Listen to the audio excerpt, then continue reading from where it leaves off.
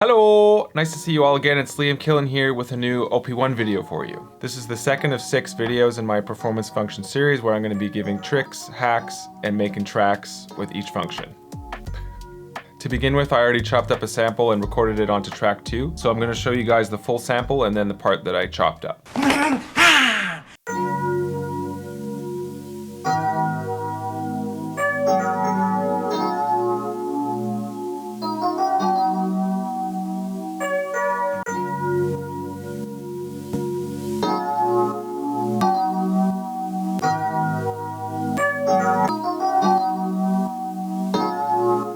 These drums have already been recorded, so I'm just going to start a new loop here and recreate a similar drum pattern. To start off with, I'll add kick, so I'll go to my kits. This is actually one of my kits that I'm giving away for free, so if you want it, link in description.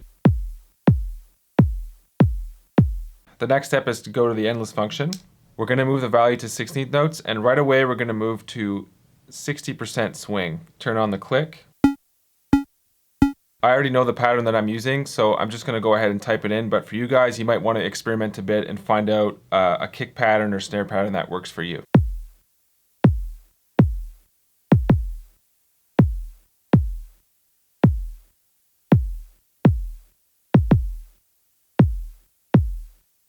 We also have an option to pitch the kick if we want.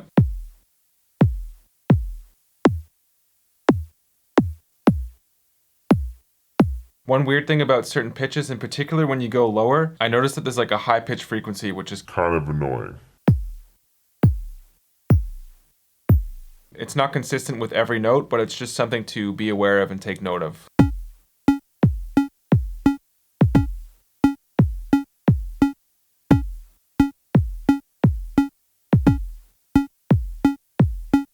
The next thing I added was a snare drum. It's a good idea to audition a part before you actually record it.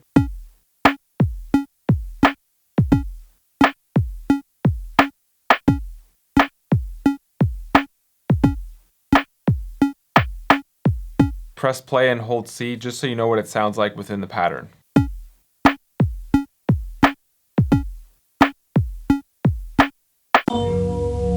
I usually split my drums between 2 tracks, so I recorded kick and snare on track 2, and I'll record hi-hats and high perks on track 1.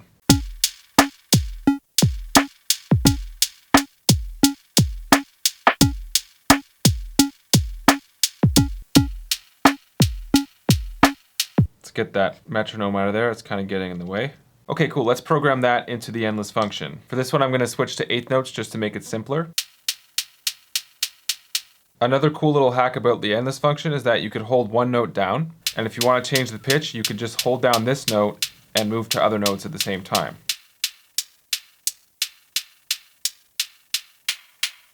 So let's hear that with the beat.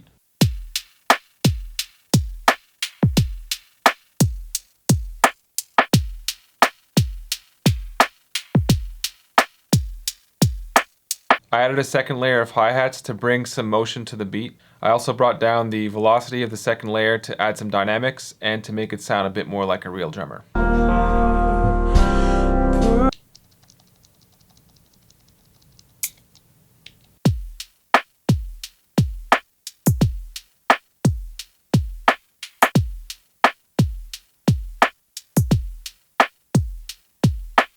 I added a third layer of perks to the drums as well. I wanted to give it that sort of classic OP1 effect sound.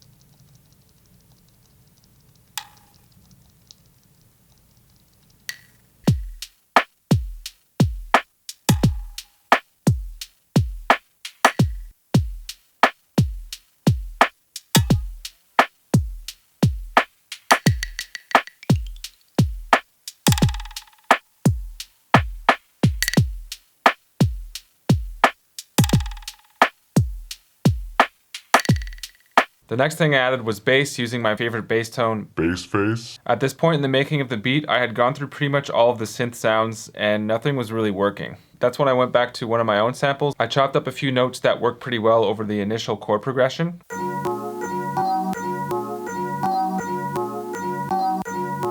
The only thing now is that these chords are the same frequency as the chords from the track. What we could do to change that is go to Effects, Shift 3, Nitro, we could actually change the frequency of these chords so they don't really get in the way.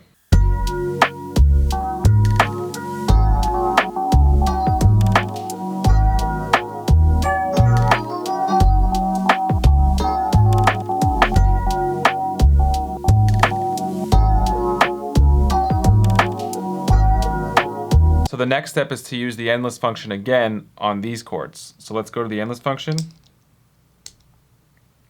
Go to eighth notes once again, and then we'll program that in. So this is what we're playing.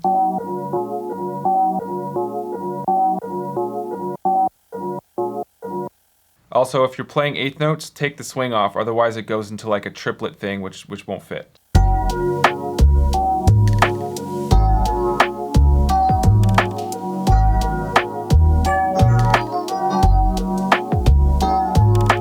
Okay, so the following two things that I'm going to show you, I actually discovered by mistake. If you twist the red knob, it holds the progression for you. So if you want to free up a hand, you just twist the red knob. That's great. Another thing you could do is, once again, turn the red knob, hold shift, and now you have more options.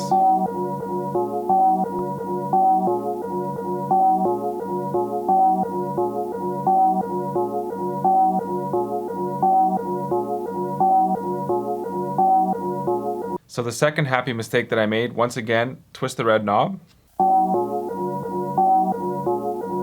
And now you have an option to go up the octave.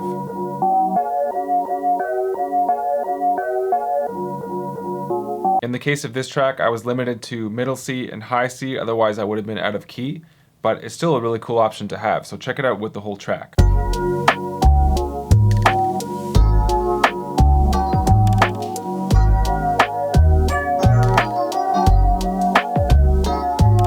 I made these happy mistakes because I was stuck, didn't really know what to do, and decided to just start twisting knobs and came up with some cool stuff. I encourage you guys to do the same thing. I recommend that if you're going to just start furiously twisting knobs, that you copy paste what you already have. Very basic and simple. Something else about the hold button is that it automatically quantizes to the beat.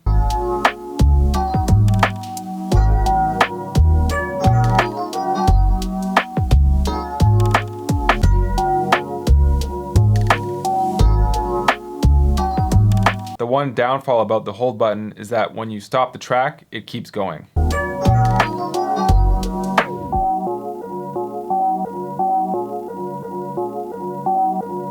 And that's what made up the track. Hopefully there's some insight here to help you guys with your tracks. Thank you guys so much for watching. My next goal is 200 subscribers and we're almost there thanks to you guys. I'm really happy making videos for you guys, and if you have any tips and requests, just let me know. I'm always open to those. Make sure to like and subscribe if you like this video. You could also follow me on Instagram or check the description if you want to hear some of my music. And yeah, thanks a lot guys. Cheers.